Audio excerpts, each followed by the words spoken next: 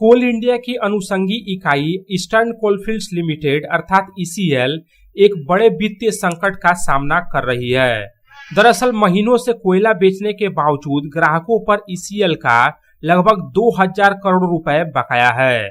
इस बकाये में से लगभग 500 करोड़ रुपए दामोदर वैली कॉरपोरेशन अर्थात डीवीसी पर बकाया है।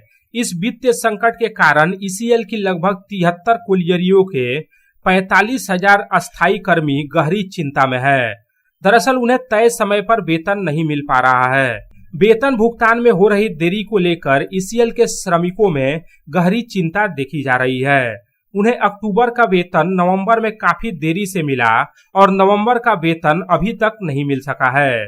ईसीएल प्रबंधन भी यह बताने में असमर्थ है कि बकाया वेतन कब मिलेगा। इस बीच ईसीएल के केंद्रीय ट्रेड यूनियनों ने भी इस स्थिति पर चिंता व्यक्त करते हुए कहा है कि इससे साफ पता चलता है कि ईसीएल एक गंभीर वित्तीय संकट से जूझ रहा है।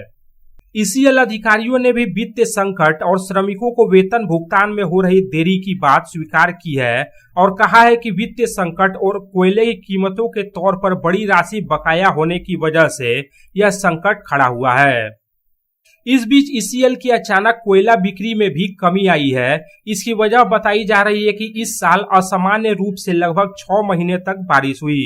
इससे देश भर के ताप विद्युत केंद्रों में बिजली की मांग सामान्य से बहुत कम रही, क्योंकि गर्मी भी पहले जैसी तीव्र नहीं थी। मानसून के दौरान जहां बिजली संयंत्रों में आमतौर पर 10 दिनों का कोयला स्टॉक रहता था, वहीं इस बार ताप विद्युत केंद्रों में 1 महीने से अधिक का कोयला जमा हो गया। इसके अतिरिक्त पश्चिम बंगाल के ताप विद्युत केंद्र अब स्वयं के कोयला ब्लॉक से कोयला निकाल रहे हैं। नए कोल ब्लॉकों के शुरू होने से कई कंपनियों ने ईसीएल से कोयला खरीदना कम कर दिया है। परिणाम स्वरूप वर्तमान में ईसीएल के विभिन्न डिपो और रेल साइडिंग पर लगभग 6.5 लाख टन कोयला जमा है। ईसीएल के अस्थायी श्रमिकों को वेतन भुगतान में हो रही देरी को लेकर अब पांडेश्वर विधानसभा क्षेत्र के पूर्व विधायक और वरिष्ठ बीजेपी नेता जितेंद्र तिवारी ने गंभीर आरोप लगाए हैं।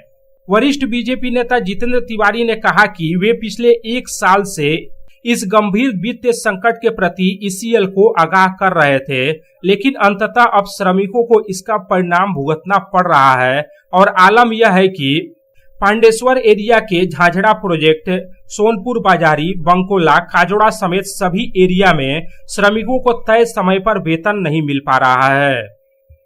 पांडवेश्वर विधानसभार अंतर्गत विभिन्न ईसीएल एर जे विभिन्न एरिया अफिसगुलो आछे तार जीएमरा जारा आछेन तारा लास्ट 1 बछर धरे विभिन्न माफियादेर संगे मिले एवं पांडवेश्वरेर विधायक नरेंद्र चक्रवर्तीर साथे जोग साजस करे जे अन्याय करे आसछिलेन, जेटा आमरा लास्ट 1 बछर धरे बोले जाच्छिलाम जे एर फले आल्टिमेटली वार्कारदेरके भुगते हबे।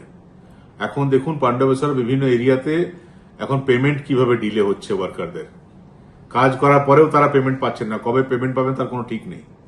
এর মূল কারণ কি হলো যে ঝাঁঝরা প্রজেক্ট হোক, সোনপুর বাজারি হোক, বাঙ্কোলা হোক, পান্ডবেশ্বর হোক, কাজোড়া হোক, সমস্ত এরিয়াতে যে প্রোডাকশন আপনারা করেন সে প্রোডাকশনের কয়লা জিএমদের সঙ্গে মিলে বিক্রি করেছে, লাস্ট 2 বছর ধরে বিক্রি করেছে এবং তাদের যে স্টকের যে ঘাটতি সেটা মেটানোর জন্য অন্যান্য জায়গা থেকে ব্ল্যাক ছাই বা ব্ল্যাক স্যান্ড কিনে সেটাকে মিক্স করে ঘাটতি পূরণ করার চেষ্টা করেছে এবং ওই কয়লা এরা বাইরে বিক্রি করেছে।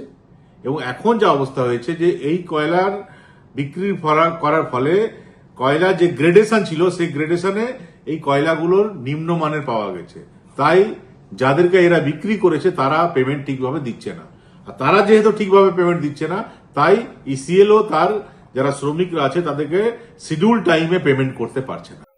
रामबाबू यादव की रिपोर्ट, पब्लिक टाइम्स।